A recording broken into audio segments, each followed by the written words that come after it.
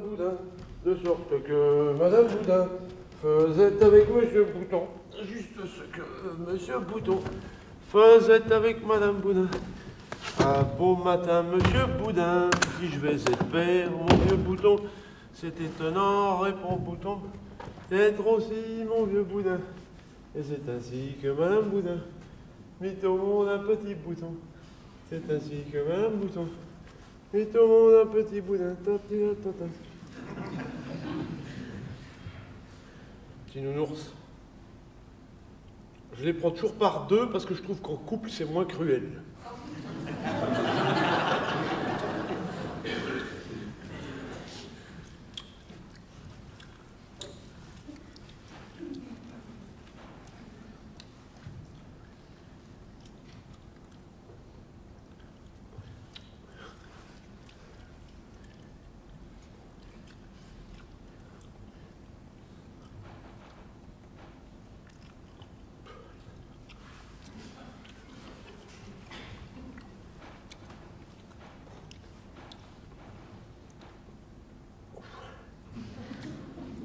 C'est comme ça que j'ai emménagé.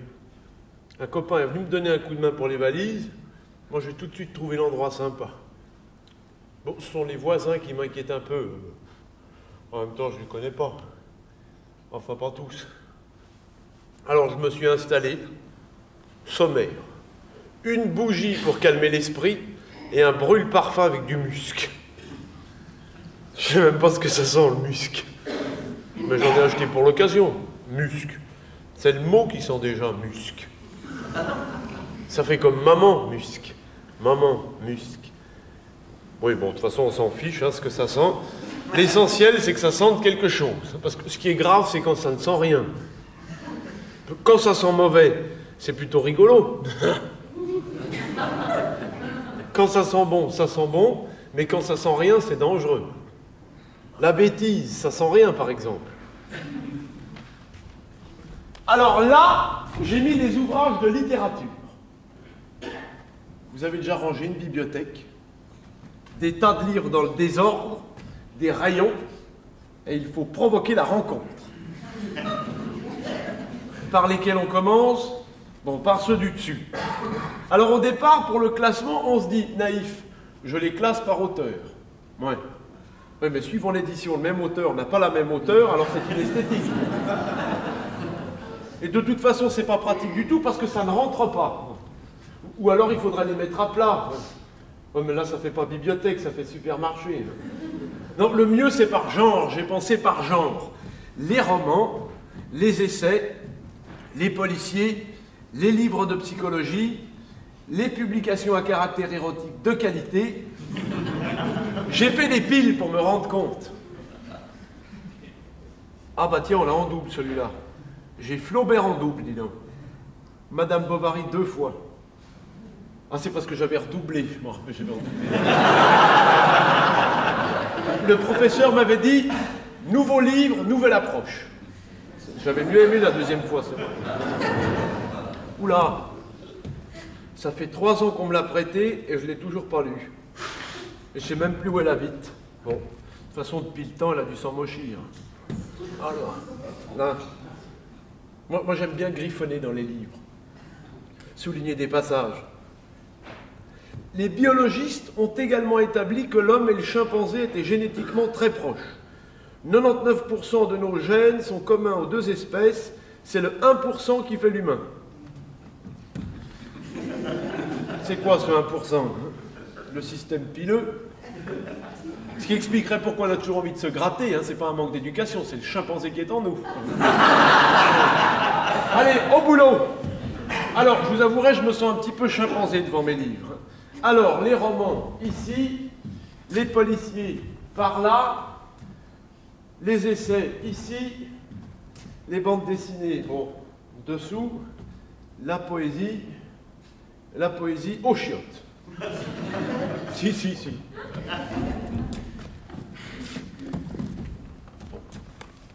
Soyons honnêtes. Quand prenons-nous le temps de lire de la poésie? Pratiquement jamais. Alors que dans les lieux d'aisance, c'est idéal. La lecture est souvent courte, le lieu propice à la réflexion, Et alors symboliquement c'est intéressant parce qu'après un nettoyage intérieur, on lit quelques vers.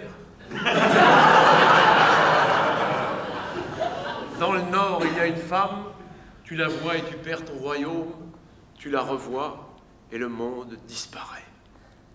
On tire la chasse d'eau et se lève alors un autre homme. Bon, il faut prendre le temps de se rhabiller quand même, sinon on reste un petit peu fragile. Mais pour finir, on se rend compte que les auteurs qui sont dans le réduit du soulagement ont de grandes chances d'être lus. Alors j'ai tout rangé par genre, et ça a tenu 4 semaines. Parce que dès qu'on en rachète, après on les met où? Et je me suis rendu compte qu'un livre trop bien rangé est un livre fini, on n'y touche plus. Alors je me suis arrêté à une sorte d'auberge espagnole, un peu helvétisée. Alors là, j'ai mis des disques. Bon, les 33 tours, ils sont dessous, ils prennent la poussière, et tous les autres, ils sont là. Alors, ce qui est bien avec les compacts disques, c'est qu'il n'y a pas de problème de taille. Faux. Les doubles, ils embêtent.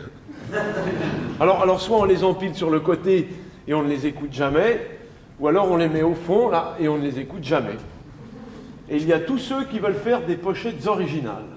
Alors ça, c'est biscornu, parce que ça ne rentre pas dans les stries, alors ils se retrouvent à part. Pour le classement, j'ai pensé par style. Chanson française, rock'n'roll, jazz, musique du monde, jungle, etc., etc. Ah, il y en a qui sont à cheval sur les styles. Johnny, par exemple. Johnny Hallyday. On le met où? New Age, Jeune Espoir, Vieillesse Ennemie. Ah bah je n'ai pas de disque de Johnny.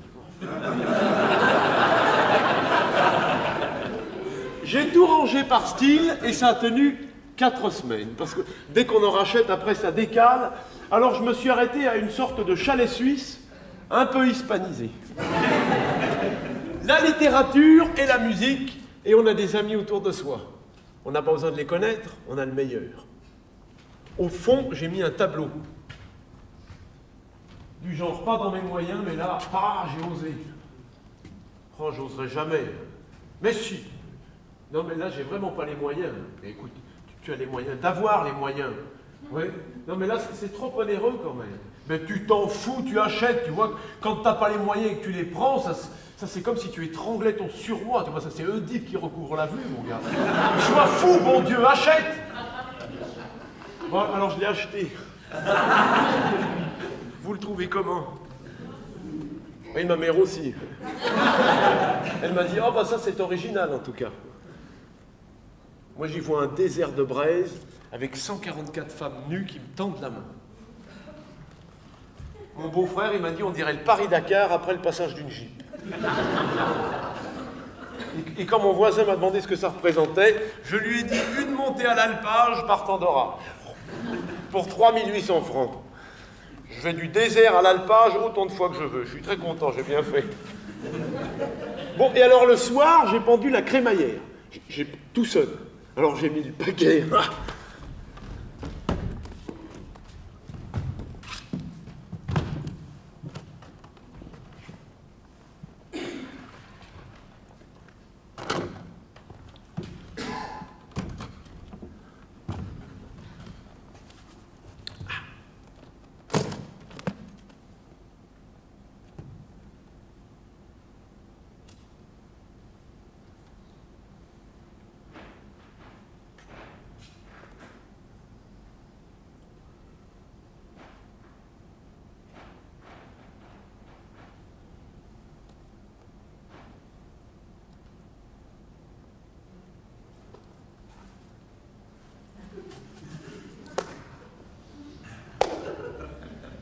Allez, un petit coup.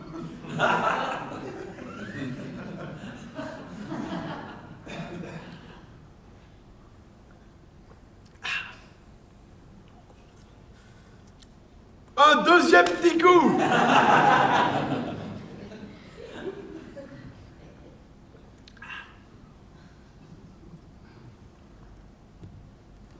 À table. Oh, même.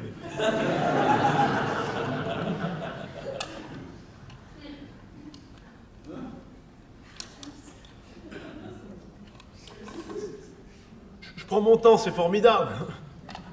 Il n'y a pas de risque que quelqu'un casse l'ambiance, c'est moi qui l'a fait, l'ambiance. Ah, il y a un truc là.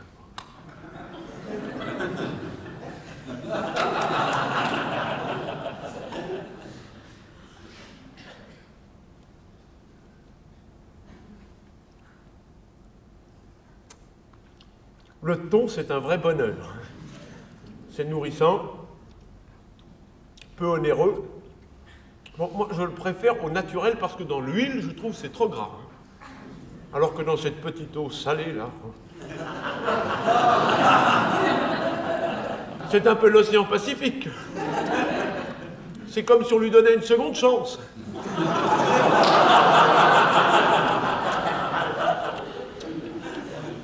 Allez, un petit coup, un petit coup. Bon, faut se méfier des abus parce qu'après on dort mal, on cauchemarde. Hein.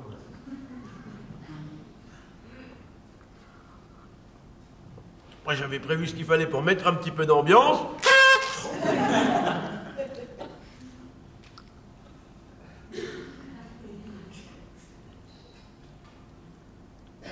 Bon, c'était un petit peu long à démarrer l'ambiance. Ah voilà.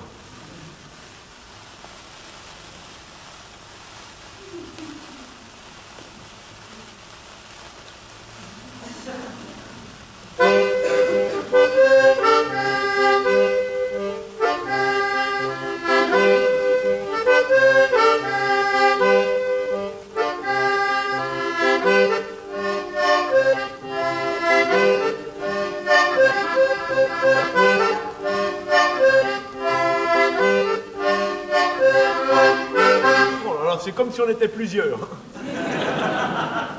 Pourtant la musique est tarte. Ah bon, le 3 temps, ça tourne.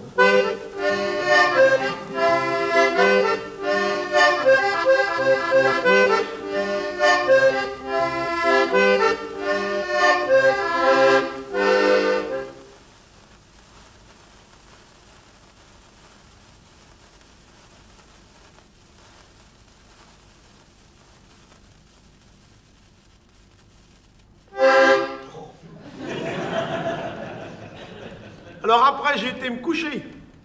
Je me suis dit, une soirée chargée, mais une nuit sobre.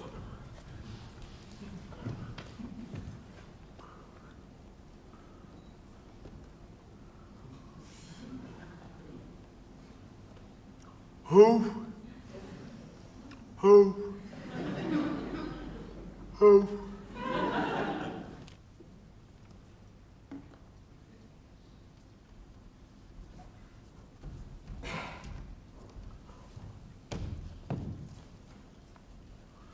Bon, alors je me suis dit, pas ce soir, j'ai la migraine.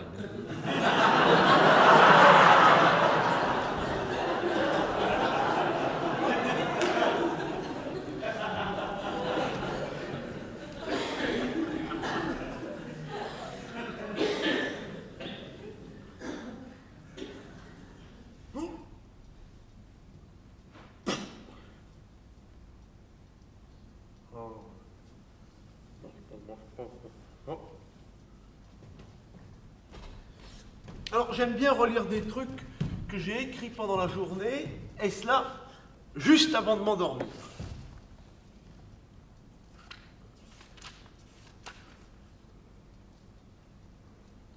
Ce n'est pas parce qu'on a une Ferrari à la place du cerveau qu'on réfléchit plus vite. Ne rien faire exige beaucoup de patience, peu de gens y parviennent. À chaque solution qu'on trouve, c'est une question qu'on perd.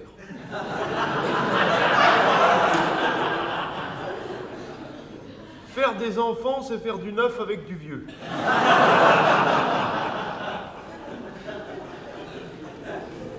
Allez, bonne nuit.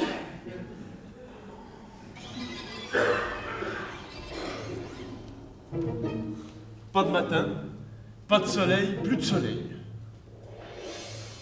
Grève des astres. Désastre. Alors, c'est la nuit complète. Hein. Plus de repères, pas de repères. Les gens ne peuvent plus travailler. Des semaines passent, plus de vivres, Plus de bidoche, plus de bamboche, plus de cinoche, plus de téloche, plus de Macintosh, plus rien.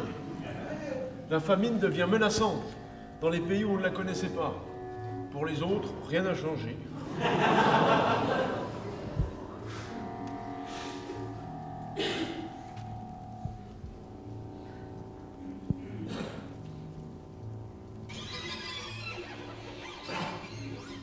Un matin, pas de soleil, plus de soleil.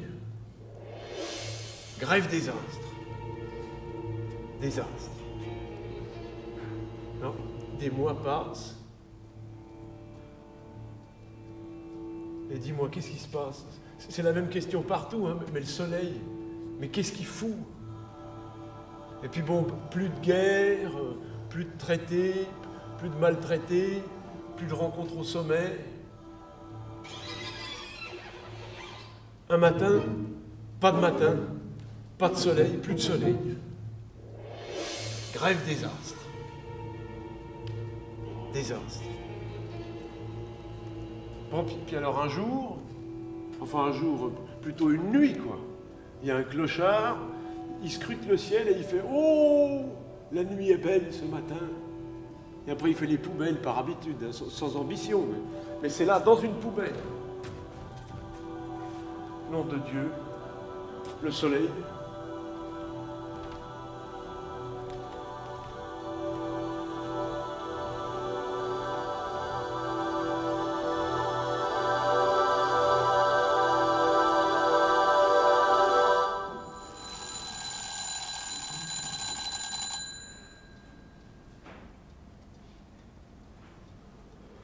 Au réveil, on a tous des tronches de poisson.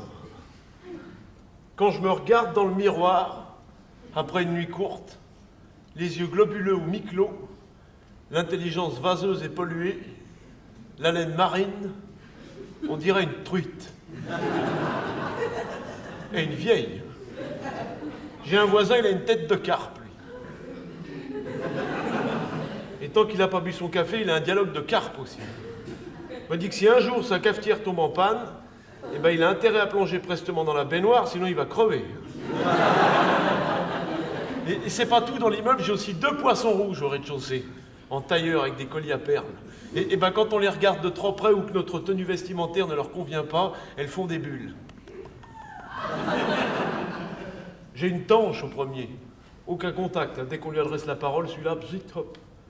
Et il y a une morue à mon étage, et pas qu'au réveil. On dit que si un jour elle se marie, ce sera avec un maquereau. Et au-dessus, j'ai une épinoche de 88 ans, pour laquelle j'ai beaucoup de respect. Elle est tellement fluette. Je pense qu'elle doit gober 2 pincées de plancton à midi. Ma mère, c'est un dauphin. Bon, mon père aussi. Mais avec des nageoires un peu plus acérées quand même. Hein.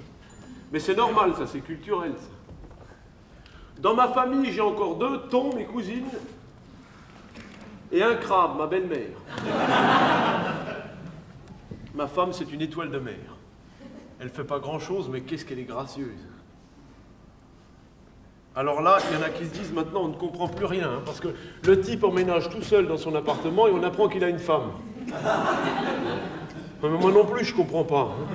Ça fait partie des trucs troubles. Ça.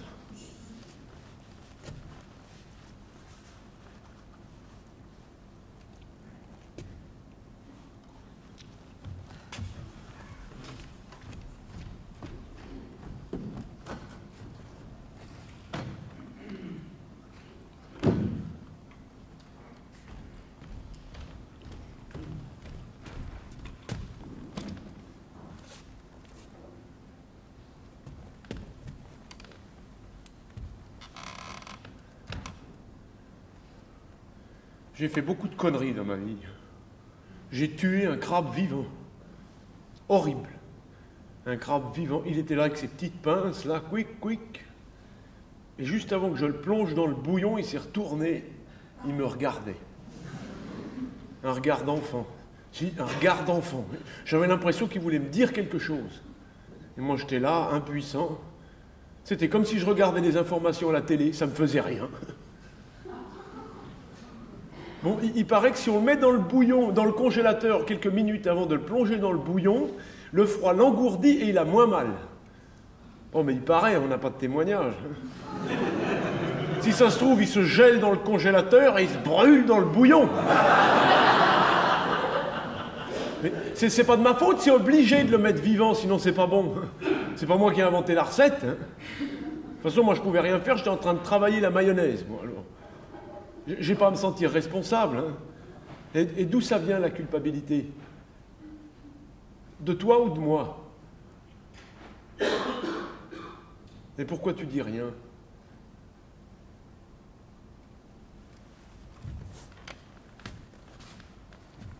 Bon, c'est du boulot une mayonnaise aussi. Hein.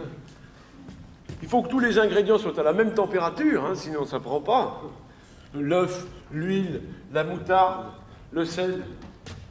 Enfin bon, la température du sel. Mais si on n'anticipe pas, alors après l'œuf, on le sort du frigo, il est trop froid. Alors après, il faut attendre que l'œuf se réchauffe. Moi, je suis déjà empressé pour le repas. Les invités arrivent dans une demi-heure. Je dois encore ranger le logis, prendre une douche, faire uriner le chien, réaliser un dessert avec des fruits à noyaux, et je ne peux pas faire cette mayonnaise que je déteste maintenant. Pourquoi? Parce que Monsieur l'œuf se réchauffe!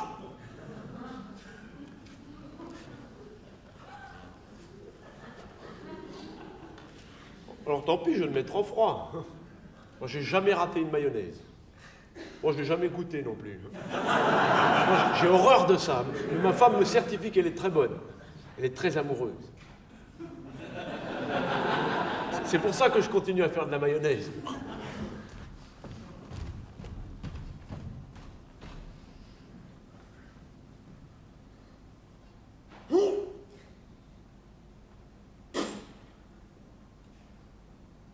Ah, mais il se passe rien.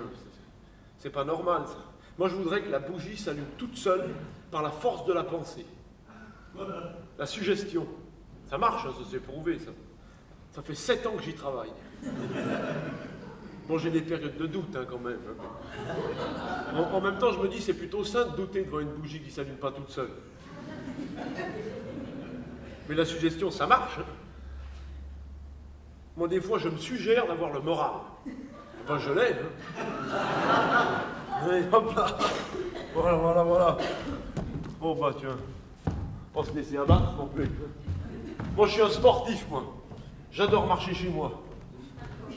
Pas d'embouteillage, ça circule fluide, pas de piège à touristes. Et alors, je vais où je veux. Hop, voilà. J'ouvre la porte du frigo, tac, pôle Nord. Avec des bières fraîches en plus.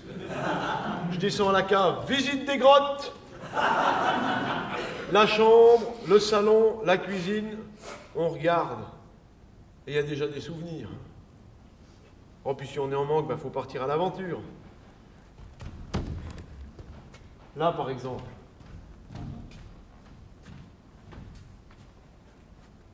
Là, quand j'ai lu ça, moi... Tenez, lisez.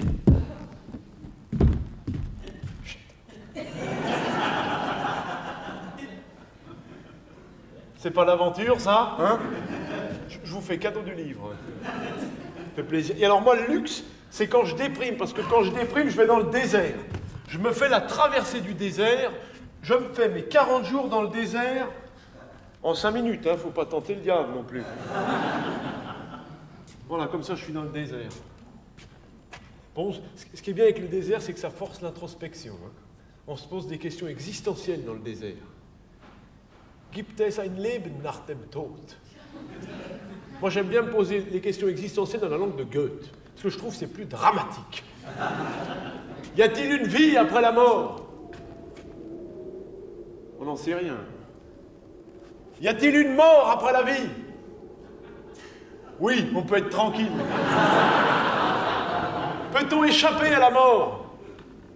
Non. De toute façon, il l'a dit, si le grain de blé ne meurt pas, il ne donne pas de fruits. Moi, je me demande ce que je vais donner comme fruit, moi, tiens. Je donnerais plutôt un légume, hein, c'est moins chargé en sucre. Enfin, un légume... ouais, pas des asperges, hein, quand même, alors, parce que... Alors, les asperges, ça... Vous en mangez 3, 20 minutes après, c'est une catastrophe sanitaire. Non, je donnerais plutôt des aubergines, moi. parce que j'aime bien la couleur du légume, violet pourpre, la couleur des évêques. Et alors frit dans l'huile d'olive, c'est un vrai bonheur. Les aubergines, hein, pas les évêques. Ouais. Billy, Billy, Billy, Billy, Billy. Oh, pardon, téléphone. Billy, Billy, Billy, Billy, Billy, Billy. Allô, vous êtes bien au 948 05 49. Hélas, je ne suis pas là pour le moment, mais vous pouvez nous laisser un message après le bip sonore, mais ça n'enregistre pas. Merci beaucoup de votre appel, à très bientôt, au revoir. Bon, ça le fera réfléchir un petit peu. Moi, je trouve que la mort a quelque chose de concrètement positif. Ça prouve au moins qu'on était vivant. De toute façon, après, il y a le paradis, c'est bien le paradis, il faut y aller, hein, ça peut être que bien, hein, sinon ça ne s'appellerait pas le paradis. Moi, j'espère juste qu'il n'y ait pas de verglas. Parce que s'il y a du verglas, il y a des accidents.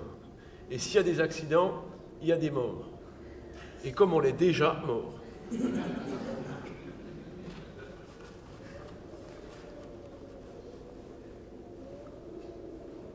Bon, ma mère me disait toujours, tant que tu continues à manger ces cochonneries chimiques, tu ne seras pas vraiment un adulte.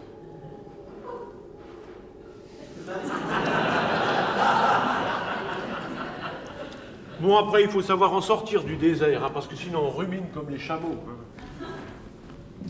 Il paraît qu'après une longue traversée du désert, après on en ressort plus libre. Et alors là, mourir, dormir, rien de plus. Terminer par du sommeil, les 1000 souffrances qui sont l'eau de la chair et les blessures du cœur, c'est bien le dénouement qu'on voudrait, ça. Et de quelle ardeur. Mourir, dormir. Dormir. Rêver peut-être. Hamlet. Oui, moi aussi, Shakespeare me flanque le moral dans les chaussettes.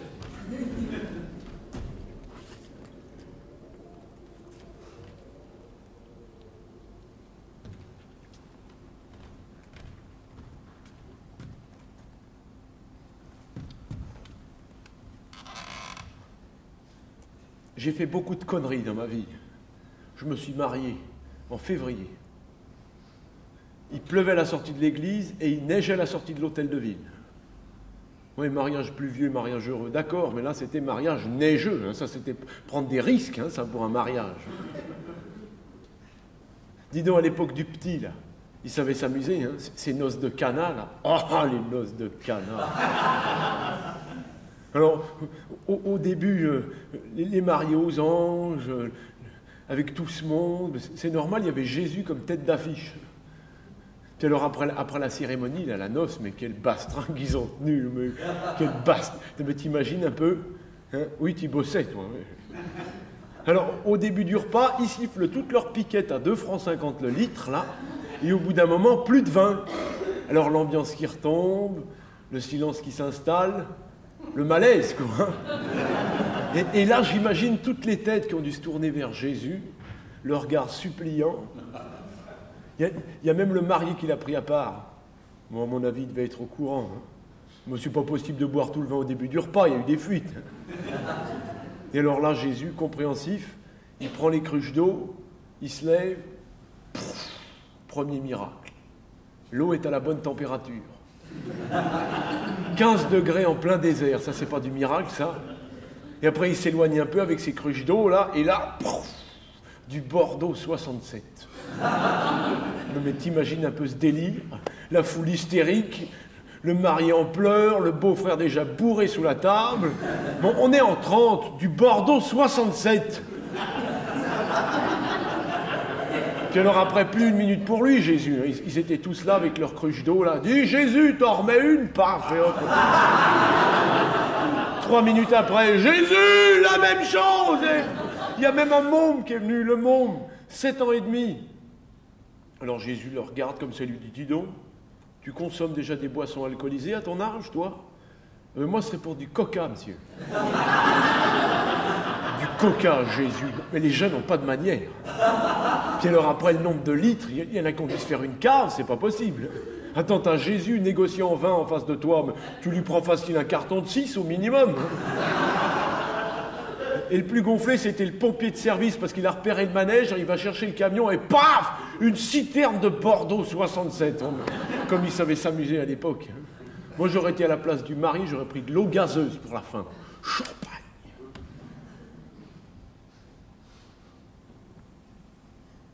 Tu vois, des petits trucs comme ça de temps en temps, ben ça nous manque maintenant. Alors ça nous redonnerait le moral, hein, dans le climat morose du moment. Hein. Disons, je fais une petite fête samedi avec des copains. Il n'y a pas moyen qu'on s'organise quelque chose.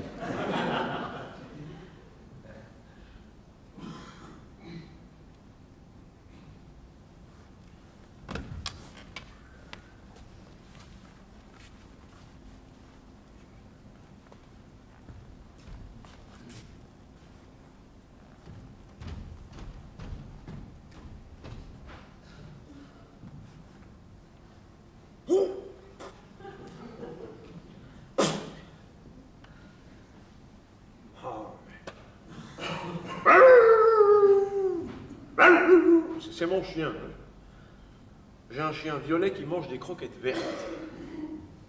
Dès qu'on parle d'existence, il psalmodie. Il n'aboie pas, il psalmodie, c'est un contemplatif. Il veut sauver le monde. Il va finir par y arriver parce qu'il fait plus de 8 heures d'intercession par jour. 8 heures. Ça incommode un peu les voisins, mais moi ça me rassure. C'est pour ça que je le nourris bien. Et alors avec lui, la suggestion, ça marche. L'autre jour, chez le dentiste, il m'a dévoré un Paris Match. Ça, c'est de la clairvoyance.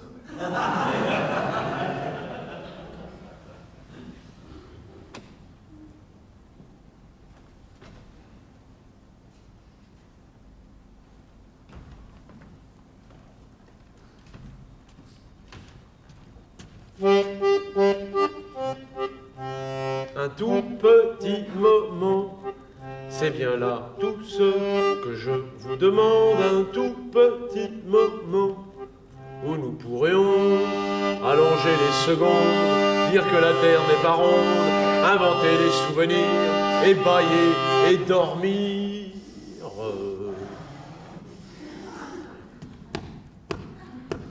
Prendre simplement du bon temps, surtout si ce n'est pas le moment pour ne plus regarder devant.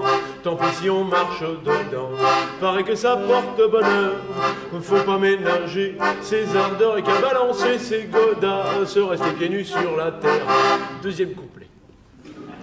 Un tout petit moment, c'est bien là tout ce que je vous demande, un tout petit moment où nous pourrions cueillir des choux-fleurs, arroser les fleurs, faire la chasse aux limaces, les surprendre quand elles passent.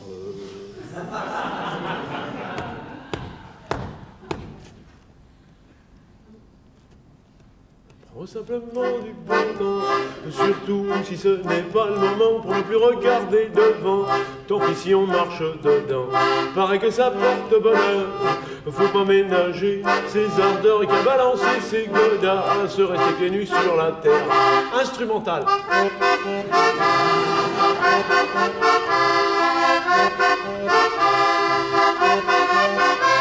Ça met une sacrée pêche, hein, le truc là.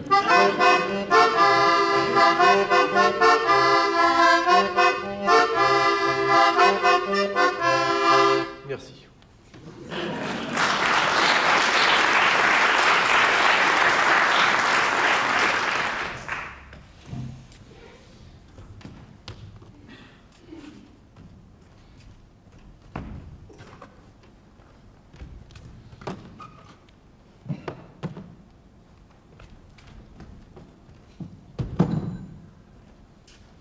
Je vais souvent dans le même bar, parce que je connais bien le serveur. Pour rigoler, quand c'est le coup de feu, je lui dis « Garçon, un rutabaga !» Et lui, il me répond « Avec une ou deux claques ?» On rigole bien avec Raymond. C'est son nom. Raymond, il dit toujours « Ça fait 25 ans que je fais ce métier et 35 ans que je me fais chier. » Il connaît la valeur des mots. Après, il m'amène mon Sinalco, l'habitude.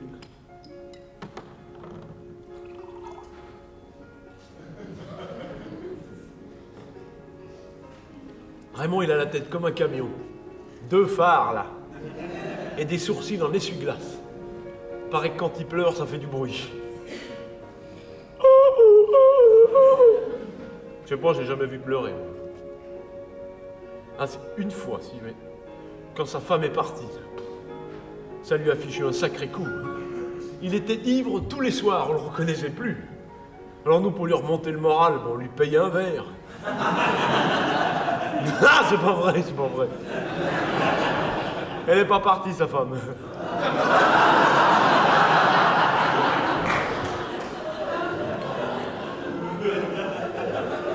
Bon, elle aura eu de quoi, hein, mais... Il a jamais de coup de blues, Raymond, il est toujours gai. Il dit toujours, quand il boit un verre, « Allez, santé et que nos femmes ne soient jamais veuves !» Il sait parler aux femmes. Il leur dit rien, il fait. Ça doit être rassurant, je sais pas. Avec moi, c'est pas pareil. La dernière fois, j'étais avec une fille. On était là tous les deux. Je savais pas quoi lui dire. Alors, pour pas lui demander l'heure, j'ai donné ma montre. Elle a souri. J'aurais dû prendre 2 montres. Puis après, j'essaie de trouver des sujets de discussion, mais tout se bousculait dans ma tête. Un peu comme dans une gare aux heures de pointe, vous voyez. Et là, je savais même pas sur quel quai je devais aller. Et dans le fond, il y avait comme une voix d'aéroport. C'était la voix de ma mère. Elle répétait toujours la même phrase. Une gare, un aéroport, la voix de ma mère. Ça fait beaucoup quand on est en face d'une jeune fille qu'il faut essayer de séduire. Et ma mère disait toujours, mieux vaut ça qu'une jambe cassée. Bon, en soi, c'est pas faux, hein. Il n'y a pas de raison de me briser une jambe, là, maman.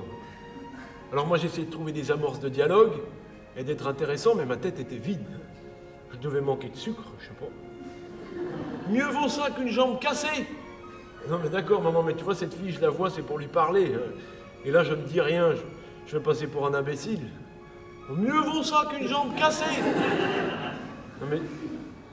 Moi, tu sais, cette fille, je l'aime, hein, maman. Elle est belle, tu devrais voir comme elle sourit. On se connaît peu, mais on va faire des choses.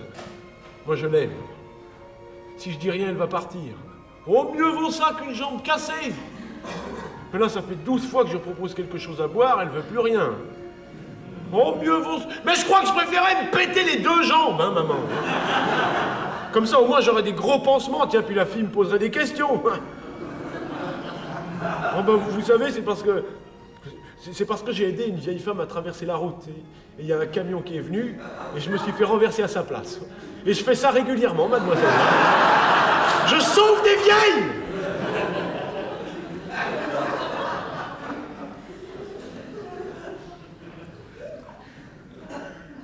Bon, c'est peut-être un petit peu trop.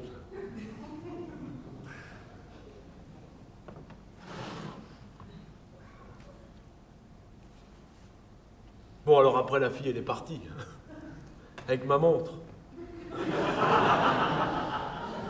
Bon, je me dis en même temps, c'est bien, comme ça, chaque fois qu'elle regardera l'heure, elle pensera à moi. Que j'ai rien dit et que j'avais même pas les jambes cassées. Dans ma vie, j'ai pas connu beaucoup de filles, mais j'ai acheté beaucoup de montres.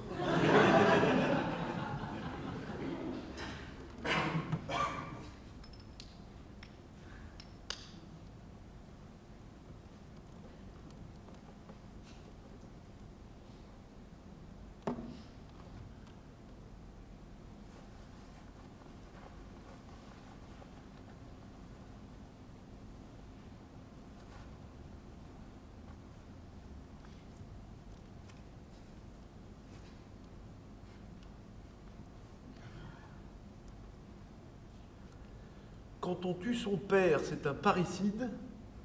Quand on tue son frère, un fratricide. Quand on tue son beau-frère, qu'est-ce que c'est?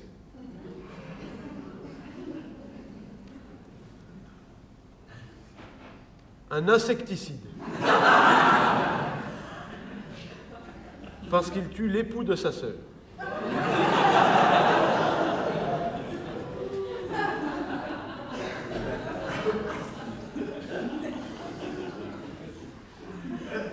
Alors au soir de lassitude, tout en peuplant sa solitude, les fantômes du souvenir, on pleure les lèvres absentes de toutes ces belles passantes que l'on n'a pas su retenir.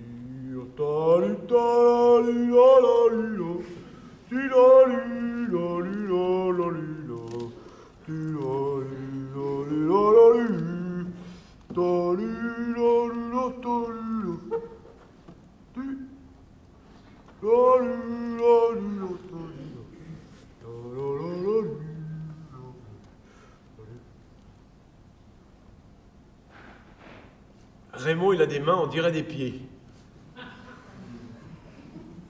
Le pied, c'est une catastrophe anatomique.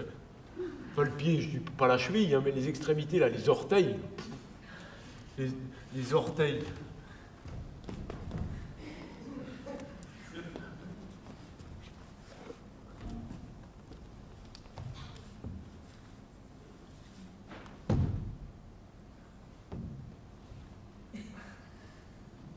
Le premier, déjà, rien que le nom, hein, gros orteil.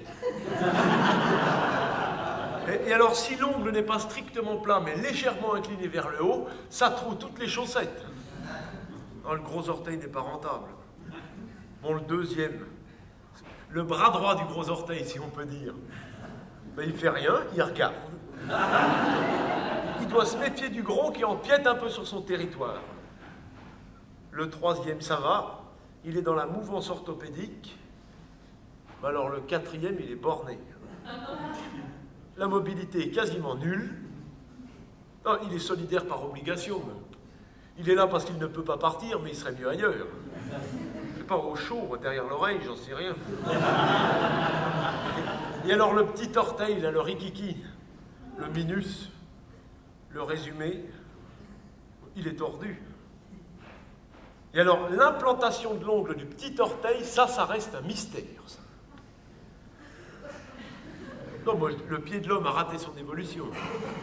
Il y a des cellules qui n'ont pas dû fonctionner, je sais pas. On a des pieds de poisson. Les chimpanzés sont mieux lotis. Hein. Et alors, en été, la sandale cautionne l'exhibition de tout cela, vous voyez. Ça, c'est cette manie de tout montrer, maintenant. C'est comme ces jeunes filles qui exhibent leur nombril. Non, mais le nombril. Le nombril, qu'est-ce que c'est le nombril? Ce sont des chairs atrophiées. Vestige d'un lien maternel antique, d'où la fascination qu'il exerce. Mais le nombril, cette ponctuation ventrale, là, ce point de suspension, le nombril. Le nombril, c'est l'appel du large. C'est la mer, les vagues, c'est les dunes. Les dunes pas loin. Moi, j'aurais tant aimé maîtriser les sports de plage. Je vais vous faire une confidence. Quand j'étais petit garçon, je faisais souvent ce rêve étrange et pénétrant d'une femme inconnue, que j'aime et qui m'aime, et qui n'est à chaque fois ni tout à fait la même, ni tout à fait une autre. Ah non, mais c'est pas ça, non, c'est pas ça. Non, oula, non, c'est pas ça. Oula, non, non, non, non. Non, c'est venu plus tard chez moi, genre de rêve. Oh. Ouais. Bien plus tard. Un peu trop tard, moi-même, j'aurais tendance. Moi, j'ai eu le rêve érotique helvétique, vous voyez.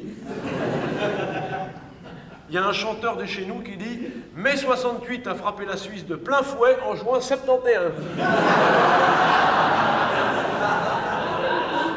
Moi, c'était un petit peu ça, moi. Non, quand j'étais petit garçon, je rêvais souvent d'un autre petit garçon. Et à mon avis, ce petit garçon, c'était moi. Mais attention, pas d'interprétation sauvage, afin que nous n'empiétions point sur le terrain de nos amis psychologues et psychiatres. Alors, le rêve commençait toujours ainsi. Le petit garçon sortait de la maison, ouvrait la porte et s'en allait par monts et collines en sifflotant et en batifolant.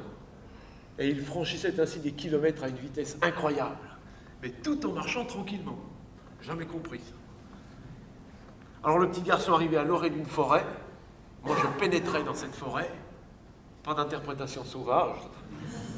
Et là s'offrait à moi un monde merveilleux, peuplé de personnages étonnants, bizarres, étranges, insolite, baroque, indéfinissable, inquiétant. Des lapins, des lapines, des lutins, des lutines, des pingouins. Non, il n'y en avait pas, ça, non. Et des tintins et des ornithorynques. Alors ça, il y en avait une épée-clé. Et alors moi, j'errais, béat d'extase, quelques courts instants dans le bois, et mon expédition me menait à chaque fois au pied d'un arbre immense, au pied duquel un sage était assis. Alors pour nous autres, les adultes, un sage, ça répond toujours à des clichés un peu typés, hein. Le teint hâlé, les yeux bridés, peu de cheveux, hein, traduisant un âge mûr, parfois blême, même, et surtout maigre. Pour nous les adultes, un sage maigre. Moi j'avais 7 ans, mon sage à moi, c'était pas ça du tout. Hein. Moi c'était plutôt un petit peu genre charcutier traiteur, un peu, vous voyez. Des cheveux bouclés, des bonnes joues couperosées, un tarin énorme, des verrues plein les doigts, enfin un sage. Alors moi je m'approchais de lui et je sentais très fort qu'il avait des tas de choses à m'apprendre. Et moi ça tombait bien parce que moi, petit garçon, j'avais une foule de questions à lui poser. Je m'approchais de lui, son regard se posait sur moi, et alors moi timidement, j'osais ma première question. Et lui il relevait la tête, et il reniflait comme ça. Il avait un drôle de tic avant de parler, chaque fois il reniflait avec une drôle de tête, et moi j'étais dans mon lit, ah! Et je me réveillais, j'ai jamais pu entendre ce qu'il avait à me dire.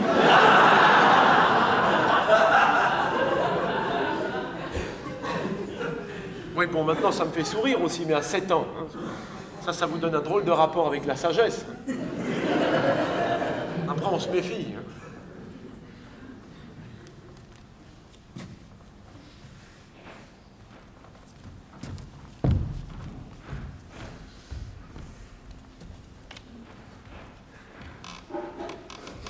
Alors, j'ai essayé de croire en l'homme, mais c'est dur. Il y a tellement de trucs qui vont pas bien, il y a des guerres, des massacres, des injustices de partout. Et ça, depuis le début, on a l'impression que l'homme refait systématiquement les mêmes conneries. Les gourdins sont devenus électroniques, mais c'est l'âge des cavernes ici. Puis alors les guerres de religion, là, pardon, on avait déjà assez de prétextes. Moi, j'aurais une solution pour calmer les jeux, moi. Et si on leur dit, ceux qui ne croient pas en Dieu sont des cons, mais comme c'est Dieu qui les a créés, ils sont pardonnés. Voilà. Ça peut pas aller, ça? Parce que alors, qu'est-ce qu'on peut faire, nous, pour essayer de changer tout ça, hein, pour changer l'ordre des choses? Oui, parce que la foi qui déplace les montagnes, bon, ben voilà, maintenant, elles sont bien là où elles sont, les montagnes. Hein. Non, je dis concrètement, qu'est-ce qu'on peut faire concrètement? Parce que depuis ce jour de la Pentecôte, là, quand on s'est pris ces langues de feu sur la tronche, là, alors tu es en chacun de nous, alors on a des pouvoirs maintenant, alors on devrait pouvoir changer l'ordre des choses. Alors qu'est-ce qu'on peut faire? Je dis concrètement. Quoi, ça fait des années que tu le répètes? Oui, non mais aime ton prochain, non mais d'accord. Hein. Moi j'aime mon prochain, j'aime ma prochaine aussi. Hein. Elle est même partie avec ma montre, alors. Quoi, il faut leur dire? Ben, j'aime mon prochain, voilà, j'aime mon prochain. Oui, non, mais ils sont pas bêtes, ils ont compris. Hein. J'aime mon prochain, voilà. Individuellement. Individuellement, je ne vais pas aller un par un vers chacun d'eux, comme dire bonjour, je t'aime, bonjour, je t'aime, bonjour. Non, mais ça c'est ridicule, hein, ça va prendre du temps. Hein. Ben, tu vois, je te dis comment tu peux changer l'ordre des choses, et toi tu me dis c'est ridicule, ça va prendre du temps. Tu vois comme t'es con? Bah reste poli, bah reste toi-même.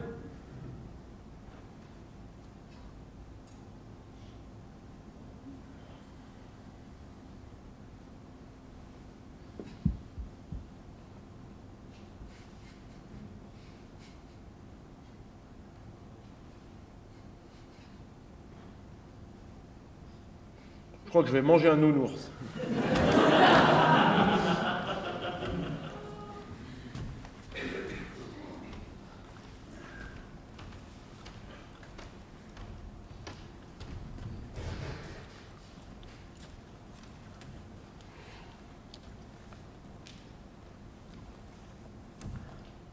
Mais j'ai tout en fait, moi. Depuis tout petit, j'ai tout. Je suis né dans une famille heureuse. J'étais à l'école. À l'école, les professeurs me disaient bavard, mais poli. Avec la politesse, on peut tout faire à l'école. C'est une arme redoutable, ça, contre les professeurs. Puis après, j'ai commencé le piano. J'avais 5 ans, à cause de ma mère. Enfin, grâce à ma mère. À cause de la grâce de ma mère. Ma prof de piano avait 71 ans. Elle habitait l'étage du dessous. Et ces dessous n'intéressaient plus personne. Célibataire, chronique, non traité. On devait l'appeler mademoiselle. Elle avait 71 ans, on devait l'appeler mademoiselle. Elle me disait toujours, oh, ben, quand on a tout compté, tout retenu, tout rabattu, 36 fesses font 18 culs.